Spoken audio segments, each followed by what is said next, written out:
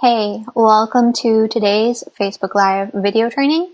I am Megan, and today I'm going to talk about the 3 crucial website steps that I take for every Squarespace website. So before we dive in, I just want to clarify something. So this is a really important concept. I want you to be aware of the distinction between these patterns and practices that I teach and taking a cookie cutter or templated approach. I know that Squarespace has a lot of really beautiful templates, and I think people often look at them like, oh, which template do I want to choose? And they're looking at, the look of the template itself, when really that doesn't matter at all. And I'm going to get into why later, but I think it's important that you understand this distinction between following website best practices and just taking a templated approach to a website. So to give you an example, more concrete, I recently wrapped a client project with Jenny Carlson of Financials for Creatives, which went amazingly well. Not only were people congratulating her and saying how beautiful the site looked, they were also saying how much it looked like her. So let me read you a couple of comments. It's so beautiful and it looks oh so Jenny. Or it looks so good and feels very you. It's bursting at the seams with your Jenniness, and I love it. So you can see that not only was she getting like, oh, it's beautiful, but people could see her in the site, in the brand. And even though I use the same patterns and principles that I teach in the homepage blueprint, for example, we're still able to create a site that's user-friendly, but also uniquely you. And that's obviously what you want for your own website also. So you can see in so many websites within our, little creative entrepreneurial bubble that they all start to look the same, right? They have those muted pastel colors, those frilly feminine fonts that are difficult to read, flat lays with like golden paper clips everywhere. Who even has those? I don't know. But you see these kind of sites and they all look the same, not necessarily the same layout, but that same visual aesthetic. And I'm not trying to discredit that as wrong. I'm just saying if that's not your style, it shouldn't be the style you use on your website. So while I do teach, website formulas and the homepage blueprint, and later I'm going to get into like pattern libraries and what those are and how they work, I think it's important that you get this distinction between website best practices and this like templated approach, or like trying to look like your favorite influencer, for example. So we can and want to create a site that's both user-friendly and easy and enjoyable to navigate, but also it's very unique to you. Does that make sense? Okay, so let me just introduce myself real quick and we'll get into the meat of this.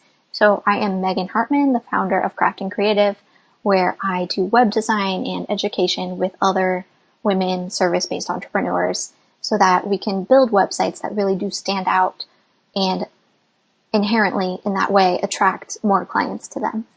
The 3 crucial steps that I take when starting any Squarespace website project. The first one is to select the right template and then set up my workspace. So when it comes to selecting a base template in Squarespace, it's crucial that you choose one based on function, not form. So like I hinted at in the introduction, you don't want to look at all of the options for Squarespace templates and think, oh, which one looks like the one that I want to use? Because it doesn't matter at all what the template looks like.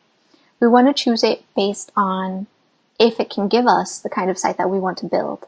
So I call this an extensible template, meaning that it has that base architecture and structure that we can easily extend and change without having to resort to creating custom code. For that reason, I do recommend that you start with any template in the Brine family. Now, that includes, I think, like 45 templates at the time of this video. So there are a lot of options to choose from, but to be honest, they all have the exact same functionality and structure. So it really doesn't matter at all which one you choose. Sophia, Raleigh, Pedro, Mercer, they're all beautiful in their own way, but they all are on that same Brine base. So to keep things easy, I just start with Brine. And then after I have selected the template, because it's an e-commerce template, it gives you automatically like all these extra menu items, which clutter up my workspace. So just to streamline that, I go into the settings and adjust the home menu. Now, I'm going to walk you through this in a minute. Like, I'll show you in Squarespace. I'll share my screen. But for right now, I'm just going to go verbally through the 3 steps.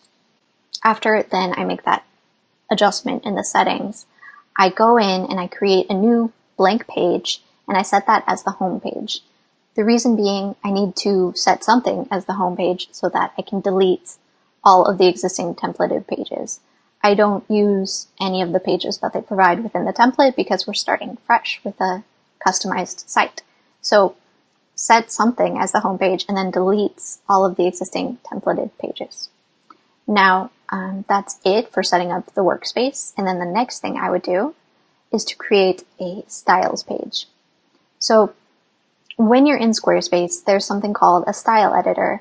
If you go into the design menu and click style editor, and you can see there are a lot of options here for changing colors, fonts, customizing the way things look.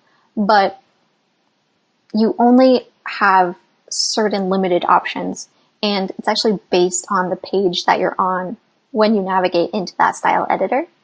So for that reason, like if I were on my home page, for example, I don't have a form on my home page. So going into the style editor, I wouldn't see the option of customizing a form. If I weren't using like a heading 2 or a heading 3 on the page, when I go to the style editor, I also wouldn't have access to adjust that. So I would actually have to go page by page and then go back into the style editor to make sure that I'm customizing everything to my liking for the site. And you can see that this is just like a big waste of time to do that. And it also allows the opportunity that we might miss something. So for those reasons, I create a styles page first, and I use an index page, and then I just add in every type of content and block that I will use throughout the rest of the site. So if I'm going to use forms, gallery blocks, quote blocks, everything that I'm going to use throughout the site, I put it in this one styles index page. And then from there, I can go into the style editor and easily customize everything in one go. First, you are selecting the template and setting up your workspace.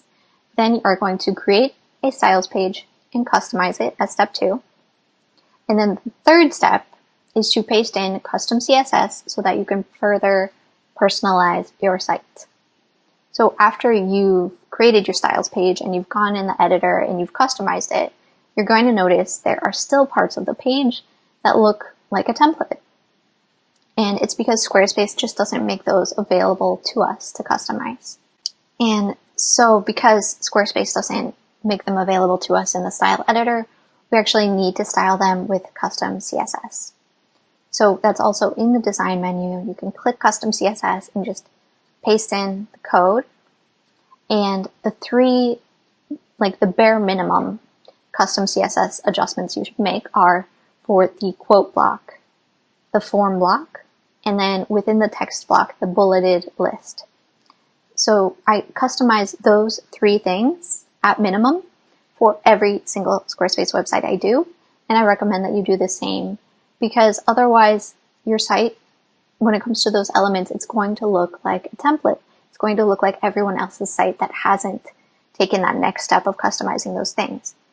And they're easy to customize. I even offer the code in my code shop for $10 to $15, or you can get like a bundle, which is at a discount.